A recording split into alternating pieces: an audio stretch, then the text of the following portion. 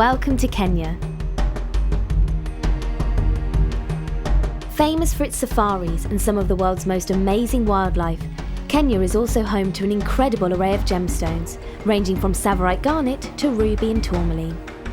Situated in East Africa, the country's climate is as diverse as its gemstones, from the snow-capped peaks of Mount Kenya through to its warm and humid coastline.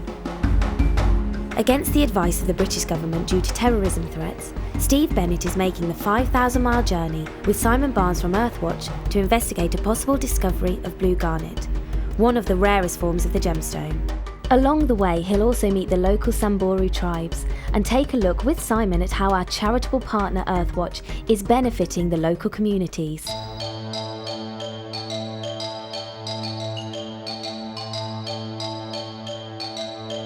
The wildlife of Kenya is so ubiquitous that the journey to the Earthwatch Research Centre, where the team will be staying, offers an amazing opportunity to catch a glimpse of Kenya's most beautiful animals.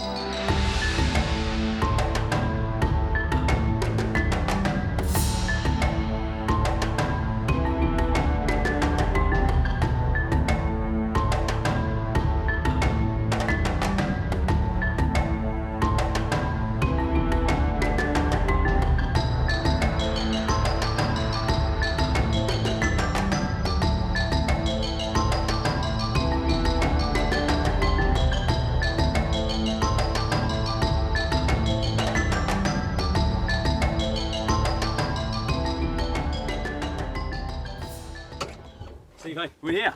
Hey. Welcome to Samburu. Whoop. Fabulous. Careful, eh? Fabulous. That was great. Amazing, eh? What a day. Yeah. What a day. I think I've seen everything apart from a lion.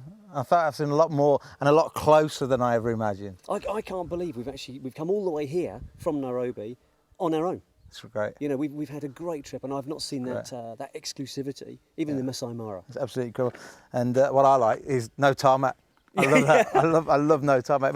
Let's go look inside. Makes it real. I love the way we put this trip together so quickly, Steve. We've talked about it, got through, and then we've done it, and now we're here. Yeah. What is the fascination with Blue Garnet? It's just one of those gemstones that comes in an array of colours. You know, you think about sapphires and tourmalines and garnets. Those three gemstones that come in almost any colour.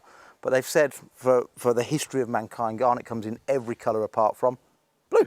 Fantastic. And then they first discovered it in the late 80s in Madagascar, but only small amounts. I then discovered it in northern Tanzania about a year ago, the best quality, but it's all dried out. So when you phoned me up and said, look, come to the project. By the way, I think there's some gemstones near where we are. I'm like, yeah, I know there's gemstones in Kenya. And then you go, I think it's Blue Garnet. I'm like, tomorrow, let's go. Fantastic. Fantastic. Well, best of luck, eh? Yeah.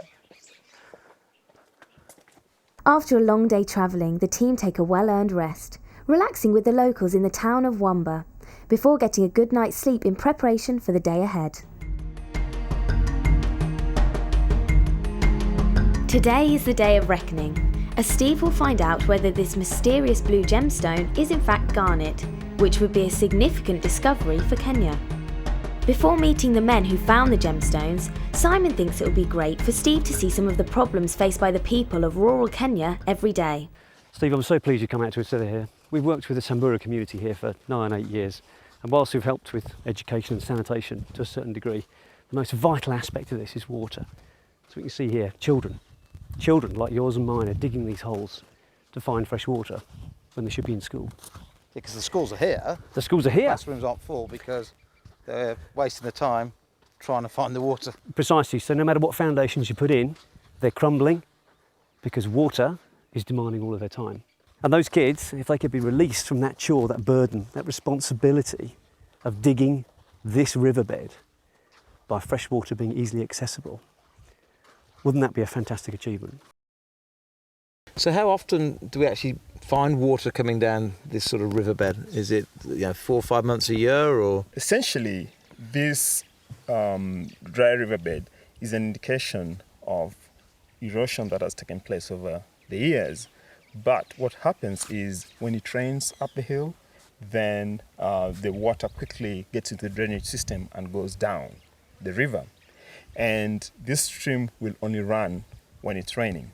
So in a year, I would say that it hardly will run for more than 2 weeks. a year, just a couple of Yes. weeks a year. Yeah, because it's so much dependent on rains and so much more on how much it's raining up those hills. And that's why we see they've put a little borehole here to actually go deeper to see if there's any water under the stream bed.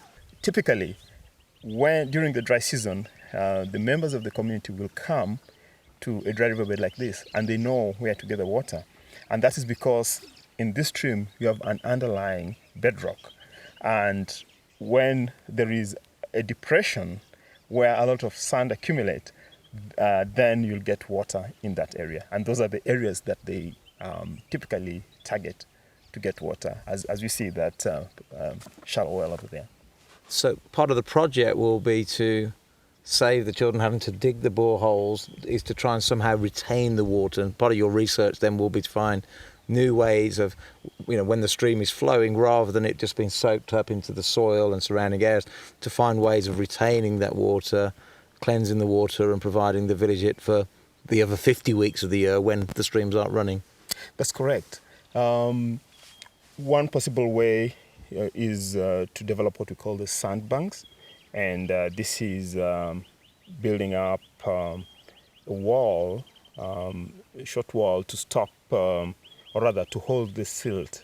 And normally, if there's accumulation of the sand in front of that wall, it will retain a lot of water. So that could be one way of doing it. But then you still have to then perhaps get the people to pump that water out to reach them. But it's a good way of retaining water instead of losing it all the way down to the main river and to Indian Ocean. After this insightful visit, the team set off to meet Philip, a Samburu man who has regularly been digging for green gemstones.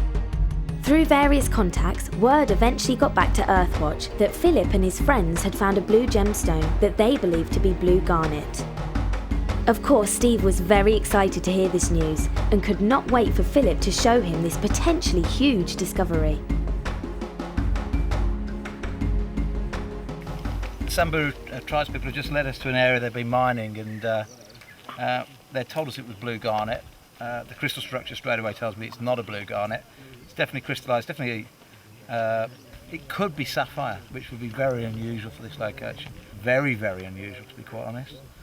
But because the crystal structure is not cubic, it's definitely not Blue Garnet, which is what we travelled halfway around the world to discover, and even against the threat of terrorism. But we're here and it's exciting. The whole trip's been worthwhile because we've developed a lot more community projects, but it doesn't look like that we've hit the Holy Grail with the Blue Garnet. However, he's taking us to another area. It's another 2-hour walk, but we'll see what happens when we get there. The team set off on a long trek to the second potential site. At this point, Steve's hopes of finding Blue Garnet are all but dashed. However, just having a chance to candidly talk to the Samburu themselves is enough to make the walk worthwhile. He plays for Arsenal. No, he plays for Man United. Just coming up from where we think we found sapphire, Manchester City was and he knows Wayne Rooney. He's married to a German lady, but he supports England. Now that is one cool guy. As expected, this site also reveals no sign of Blue Garnet, but it's still interesting to see how the severe weather conditions can affect mining for gemstones. The level that the Samburu miners have been working at is about 2 metres below the top of the earth. But because the rain rarely happens, but when it does happen it comes big and quick, it moves the terrain, and therefore the terrain can go up and down by quite a big distance. It's a bit like moving sand dunes, when you see a lot of wind on the beaches and the sand dunes move. Well, the same happens here. So after the rain has come and gone and they come back, it's no longer 2 metres below, it's maybe 3 or 4. In other areas it's actually higher up because it's washed away some of the surface. So one of the big things they have when they're exploring out here is to keep trying to reevaluate where that pocket was that they found. Although no Blue Garnet was found, chatting with Philip about his unusual attire during the expedition has provided the team with an incredible, once-in-a-lifetime opportunity. Once every 15 years, the Samburu hold a special community gathering, and Philip asked Steve and the Gems TV team if they would like to come along to witness this momentous event. Philip, who took us to where the mines were with the sapphires, kindly invited us to a very, very special event. Once every 15 years, the villages come together and hold this ceremony where the boys meet the girls. And the reason it's every 15 years, because here in Samburu, the younger men up to the age of 14 are children, they're allowed to play, but from 14 to the age of 29, they go out and they herd the goats, they look after and protect the local society. And it's at the age of 29 that they turn into an elder. And it's not until they're 29 that they can actually get married. So you can see everybody out, all the tribes people, the Samburu people, with all their paraphernalia, all their traditional dresses, and all looking absolutely fantastic. Lots of them have travelled and walked 70 kilometres to be here today.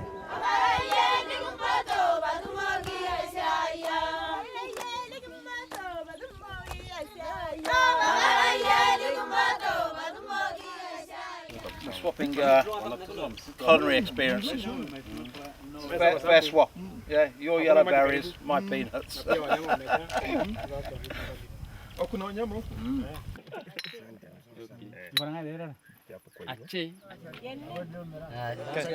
It's the last day for our preparation today. The ceremony is ending by midnight. Yeah. So I will be retired warrior. Yeah. Give the rest of the warriors to start their new life, hard life.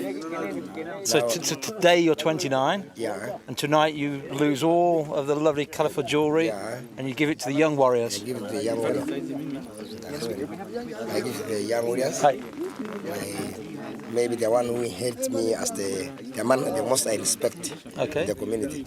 Yeah. So I give him all my ornaments. Yeah. He will respect me the whole of his life. Yeah. And I also respect him the whole of his life as a brother, but a brother with respect. We don't joke with him. Mm-hmm. So this is about this ceremony.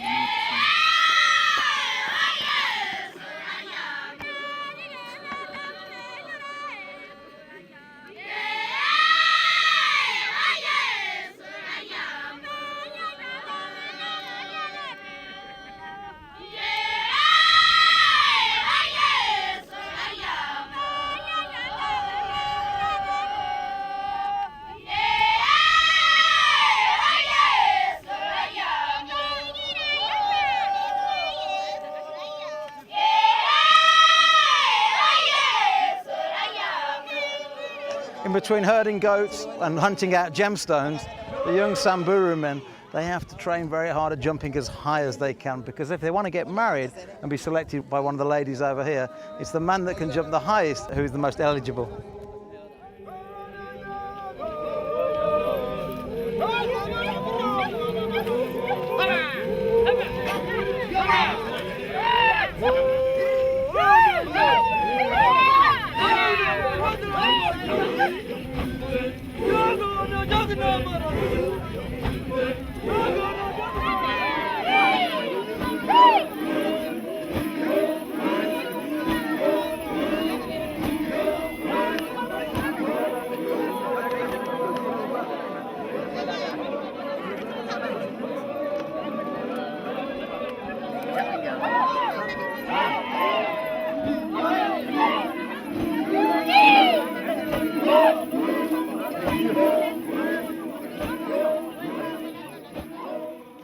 There you go.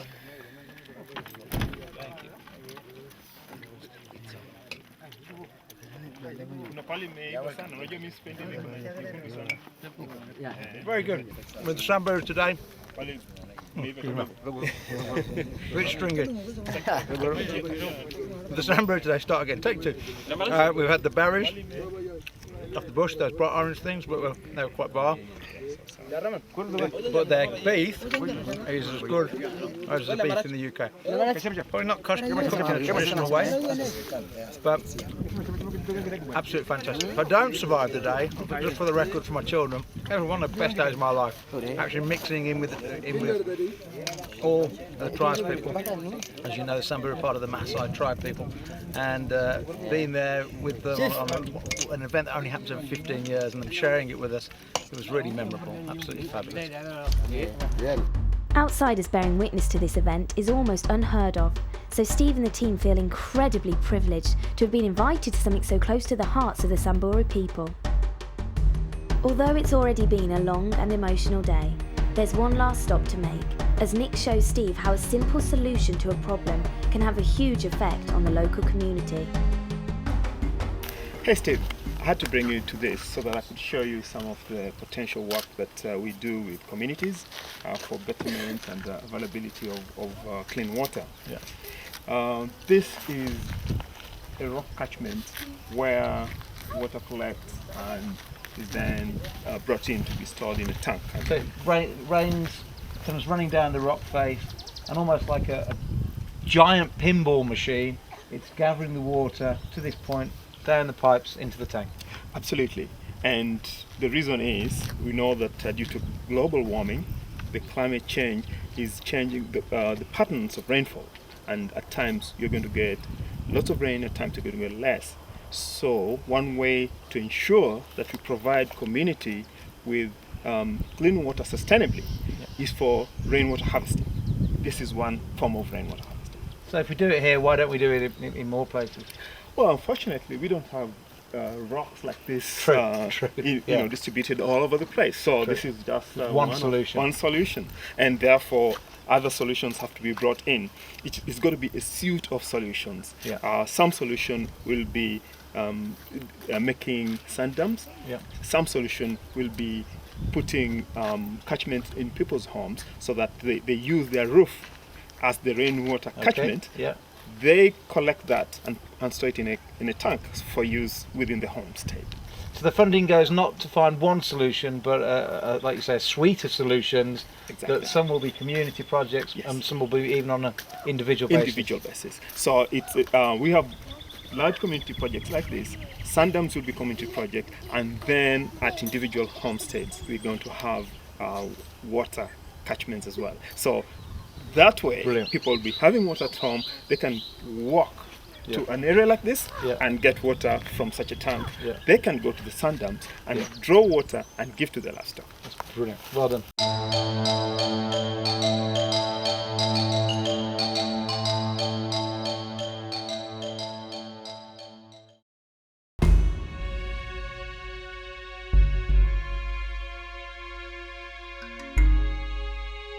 Yesterday was absolutely fantastic. We went and we found the mining area where unfortunately it wasn't the Blue Garnet, it was beautiful sapphire. And to be quite honest, that's sort of my whole life really. As a gem hunter, you get more experiences that aren't quite what you expect them to be. When Simon phoned me up and said he had found somebody that knew where Blue Garnet was, of course, straight away on a plane, let's get out here, because Blue Garnet is one of the rarest gemstones on the planet, and the whole trip was planned around Blue Garnet. But we got there and it was sapphire, and it was lovely sapphire. But today is about, can we take those sapphires and some of the savrites and some of the red and green garnet from the area and teach the Samburu Maasai how to incorporate that in their beautiful jewellery. As you've just seen in the cultural experience we had, which was a great event that only happens every 15 years, you saw all that beautiful colour and all the jewellery that they were wearing. But can we incorporate some of these gemstones that are local into that jewellery, and then off the back of that, can we find a way of selling it in the UK and bringing money back here to fund several projects? That's what we're going to try and evaluate this afternoon.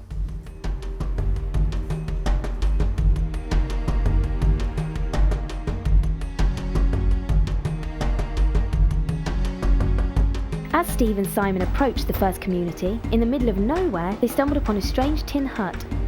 A local villager informed them that the original intention was for this building to be a primary school. Is that amazing, Steve? Put your hand on the edge of here. It's like an oven. Would you want to put your kids in there? I wouldn't.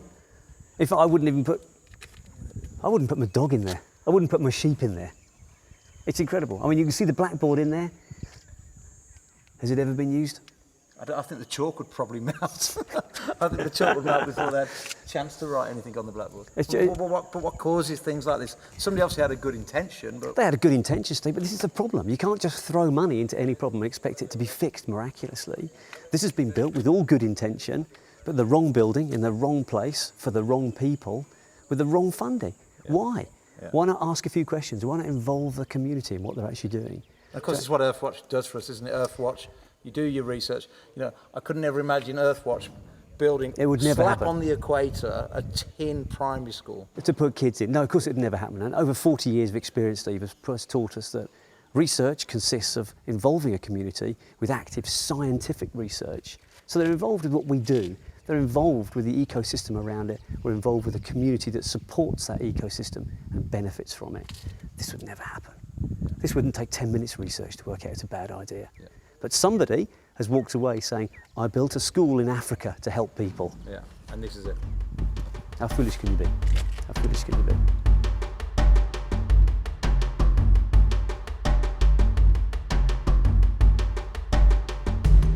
This was the first of several Samburu communities that Steve would visit today. Their welcoming smiles and beautiful jewellery was beginning to make Steve even more excited about this potential collaboration. Community worker Julius has a fantastic relationship with the local people, and he was kindly on hand to help with the discussion.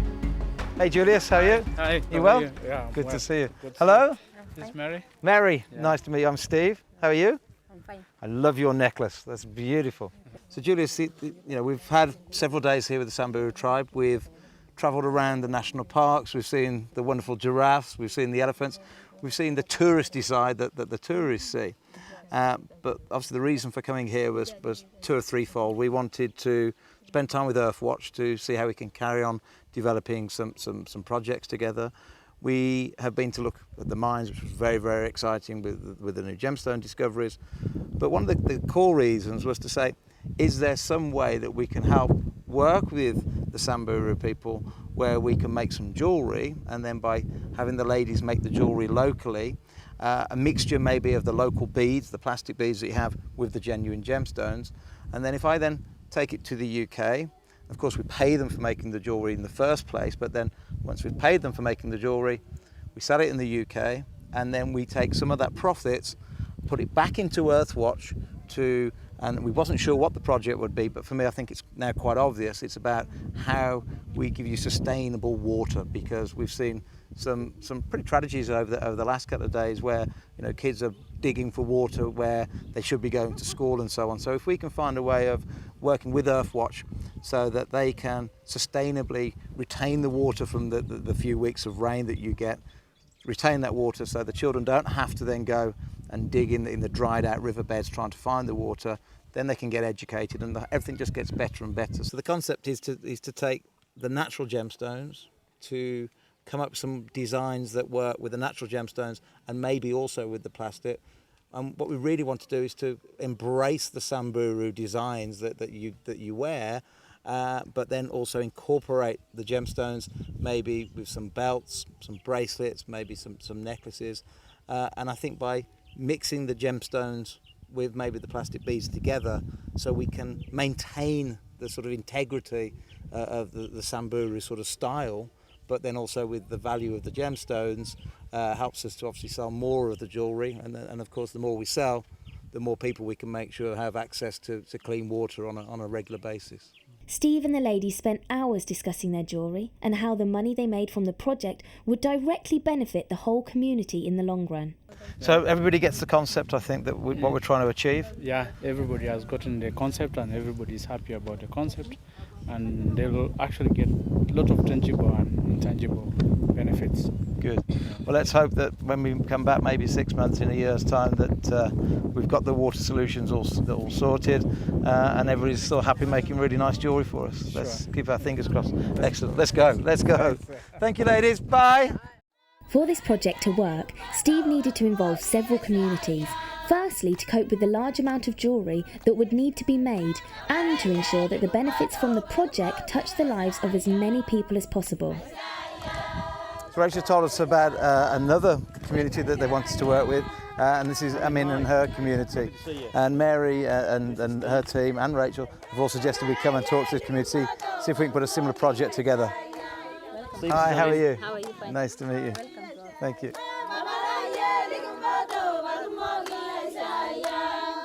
So I mean, I don't know how much Julius has actually told you about what we're doing, but we want to work with 1 or 2 communities. And in England we sell jewellery with coloured gemstones in, and we sell it to our customers. And one idea that we do a lot of work with Earthwatch, which obviously you know a lot about Earthwatch in this community, but we want to work with Earthwatch to give you more sustainable water supply.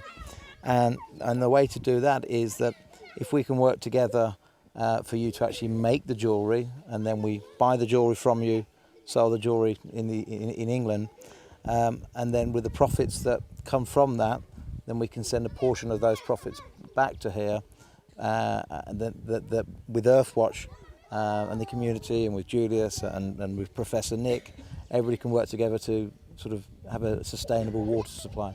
So the idea here would be that we use your local beads here, and then the gemstones sort of through the different designs. So taking, so we'd have sort of one colour gemstone here, different here, and then keep this with your existing beads, because obviously the gemstones cost a little bit more money, and if it was all gemstones, it would probably be too expensive.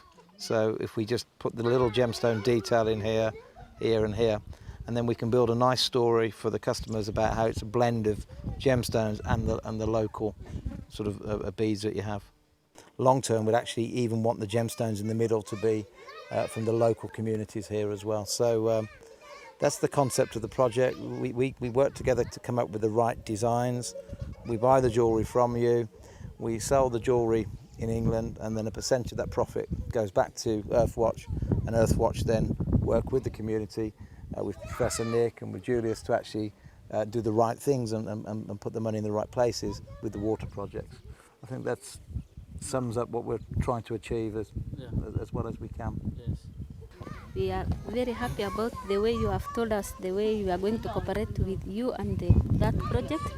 We like the way the sample you have told us, we have understand, and it is very good, and you are going to do as a one team. As a team, good. The third and final community was essentially just a small family and their friends. These people live off the land, creating their own crops and breeding poultry. They even make their own honey from 3 different species of bees. Jane, I've seen your amazing designs you've got on today, and I'm just wondering whether we could incorporate some of these beautiful gemstones into them. Have you actually seen these yet? Yes.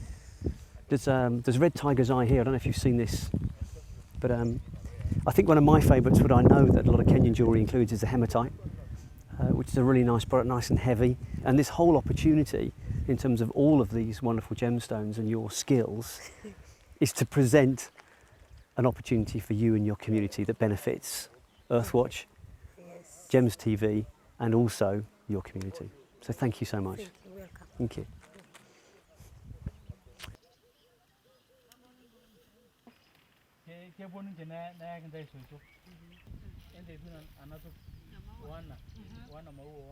And this is all totally organic crops, and no pesticides. No pesticide. And look We at the use size of it. manure, goat's manure. Or Yes. are you put water with the manure and then Yes. run it? Yes, yeah, we plant it. That's fantastic. So you're making a basic compost tea, Yes. and then running it We through, spread it. and then the irrigation Yes, this is here, my irrigation. and this is the result. Yes. Proper that is- corn. Proper corn. I'd like to stay for dinner if you don't mind. Yes. And we were just talking about irrigation in terms of water use, and I think there's a really good case here for running some of this underground. Okay. So the drip lines, instead of being able to evaporate so quickly, Okay. you pop it underground, and then the roots take all of the absorption, Yes. and the sun doesn't steal any of your precious water. Okay. Should be nice. Thank But you. I can't believe how beautiful this is. Organic farming at its very, very best. What this family has achieved with very little is truly remarkable. Their dedication in providing the community with a better lifestyle can only be an asset when it comes to helping us create a beautiful new range of jewellery for Gems TV. Steve invited all 3 community heads for dinner that evening, furthering the discussion about what could be created with genuine gemstones from the local area, and what Gems TV and Earthwatch could further do to help the people of Kenya. One of the ladies was accompanied by a local man who had some gemstones to sell. Steve had invited him over to take a look at his findings. So what we've done, we haven't got all our gem kit with us, so we're not sure of exactly what the gemstones are. So we've done a price that he's happy with. I've taken a chance because this isn't just about buying gemstones, this is about trying to help the community. So what we're trying to do is take it back to the UK. I'll have a few pieces cut. Once it's cut, I can really work out a really good value on it. And then next time when we come out, we can either pay more if it's worth more, or if it wasn't such a good deal, at least tell him that in future we won't carry on unless he can, sell it cheaper. But rather than haggle on the price at this stage, let's take it back, see what we can do with it, And and then next time we come out, we can have a better relationship all round. So you did.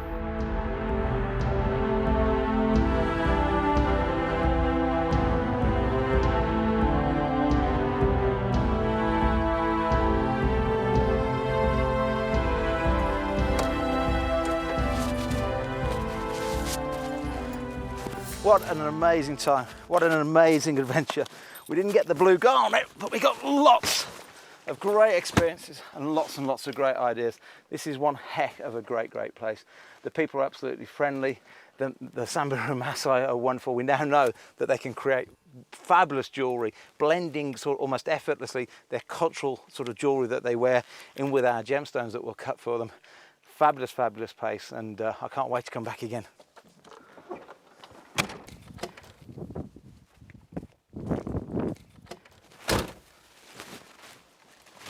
One more thing, if you'd like to join in and help us with the Samburu, and if you'd like to have a holiday which is more of an adventure really than a holiday, if you want to get involved with monitoring the zebras, helping out with the water project, if you want to see where the jewellery is made, get in touch with us at Gems TV or speak to Earthwatch directly, and we'd be more than happy to have you out here, not just to observe, but to really get involved.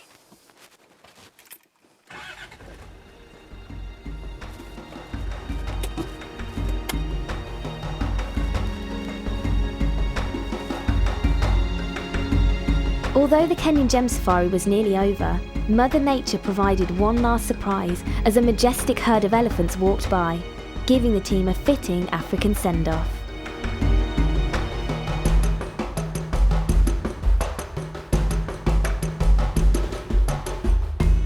Even though the Blue Garnet dream was not realised, the Kenyan adventure was a resounding success. Not only were the team allowed to witness one of the Samburu people's most important gatherings, but they were able to build bridges towards the greater needs of the communities. The Samburu are indeed remarkable people, and whatever we can do to make their way of life easier is a far superior gift than anything else we can give.